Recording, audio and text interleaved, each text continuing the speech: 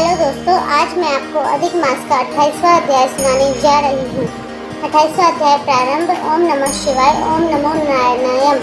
श्री नारायण जी बोले, यमराज के वचनों को सुनकर चित्रगुप्त बोले, यह प्रथम लोक में पड़ा, इससे यह पहले प्रेत बने, प्रेत योनि भोगने के पश्चात वह वानर बनेगा और उसके अनंतर में इसे अनेकों नरकों को भोगने का दुख होगा। चित्रगुप्त की आज्ञा से दूतों ने उस ब्राह्मण को मारते हुए प्रेत योनि में पटक दिया। वह प्रेत होकर उस वन में, जिसमें फल भी नहीं थे, रहने लगा। उस भयानक वन में भूखा रहने के कारण वह प्रेत को घूमते हुए बहुत समय बीत गया। प्रेत योनि में अनेकों दुखों भोगने के पश्चात चोरी के अपराध में वह बंदर योनि में जन्म पा गया। बंदर के रूप में जन्म लेकर वह जम्बू खंड के कालंजर पर्वत पर घने फल फूलदार वृक्षों एवं शीतल जल के सरोवरों से युक्त मनोहर स्थान में विचरने लगा। वहाँ देवराज इंद्र का बनवाया हुआ पापनाशक और पुण्यवर्धक एक अनुपम सरोवर था। उसे मर्ग तीर्थ कहते थे। देव दुर्लभ उस तीर्थ में श्राद्ध करने से पितृगणों की सद्गति होती है। अतः प्राचीन काल में इस स्थान पर दैत्यों से डरे हुए देवता पशुओं के रूप में रहकर इस कुंड में आनंद से स्नान किया करते थे। इसी से इसे मग तीर्थ कहते हैं। वह कृपण ब्राह्मण वानर श्री पाकर इसी तीर्थ में रह रहा था। नारद जी ने नारायण से पूछा, हे प्रभु, त्रिलोक को पवित्र करने वाले इस मग तीर्थ में वह पापी दुष्ट वानर कैसे निवास पा गया? इसका रहस्य जानने की भी मुझे बड़ी अभिलाषा हो रही है। नारद जी के ये वचन सुनकर श्री नारायण जी ने कहा, हे नारद, पूर्व समय में चित्रकुंडल नाम का एक वैश्य था। उसकी तारका नाम की पतिव्रता पत्नी थी। वे दोनों भगवान पुरुषोत्तम के कट्टर भक्त थे। उन्होंने पुरुषोत्तम मास में व्रत किया। चित्रकुंडल ने स्त्री के साथ प्रसन्नतापूर्वक व्रत की समाप्ति पर श्रद्धा के साथ उद्यापन किया। उसने उद्यापन में पूजन के लिए वेद वेदांग जानने वाले ब्राह्मणों को सपत्नीक बुलवाकर पूर्ण श्रद्धा से उद्यापन किया। हे नारद, पैसे का लोभी व कंजूस ब्राह्मण भी चित्र शर्मा वहाँ पहुँच गया। उद्यापन विधि पूरी हो जाने पर चित्रकुंडल ने सपत्नीक ब्राह्मणों को खूब दान दक्षिणा देकर प्रसन्न किया। सभी ब्राह्मण दक्षिणा लेकर प्रसन्न मन से घर चले गए, किंतु वह लोभी ब्राह्मण ठहरा रहा। वह रोता हुआ आगे बढ़कर विनय पूर्वक गदगद कंठ से बोला, हे वैश्य श्रेष्ठ चित्रकुंडल, यह पुरुषोत्तम मास धन्य है, जिसकी सेवा करने से इस लोक तथा परलोक को सुखों की प्राप्ति होती है। आप भगवत भक्त है। आपने विधि पूर्वक भली भांति पुरुषोत्तम व्रत किया और ब्राह्मणों को बड़ी प्रसन्नता से खूब धन का दान भी दिया है, परंतु मुझ भाग्यहीन को क्यों नहीं दिया?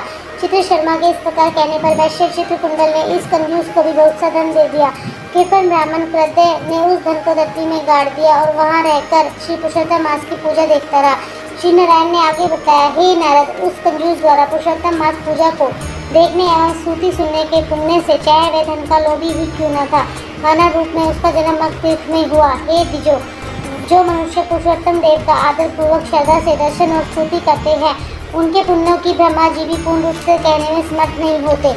आगे की कथा सुनाते हुए श्री नारायण जी ने कहा, उस लोभी और विश्वघाती ब्राह्मण को मगधीत के हरे भरे वन में जन्म मिला था, परंतु वहाँ भी वह भूखा प्यासा भटकता रहता था। जन्म से ही उसके मुख में पित्त विकार के कारण घाव था, जिसकी पीड़ा के कारण वह कराहता रहता था और घाव से खून बहता रहता था। इस प्रकार के जीवन से तंग आ चुका था और दिन रात रो रोकर मृत्यु की कामना क्या करता था। एक दिन वह बंदर एक ऊंचे पेड़ से पृथ्वी पर गिर पड़ा और दुखी होकर चीखने लगा। उसके अंग अंग टूट गए थे और शरीर स्थिर तथा भूख प्यास से व्याकुल था।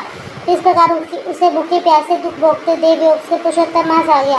पुरुषोत्तम मास के कृष्ण पक्ष की दशमी के दिन वह प्यास से व्याकुल भटकते हुए कुंड के पास पहुंचा।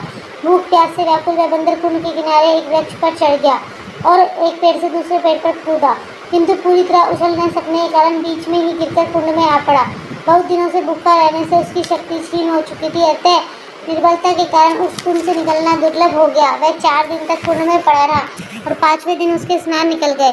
श्री नारायण ने आगे कहा, हे नारद, पुरुषोत्तम मास में तीर्थ के जल में भीगने के कारण उस वानर के सब पाप निवृत्त हो गए थे। वह उसी समय नील कमल स्तर सुंदर और दिव्य आभूषणों से भूषित शरीर में दिखने लगा था। उसी समय एक विमान जिसमें भगवान के पार्षद बैठे थे वहाँ आकाश से उतरा।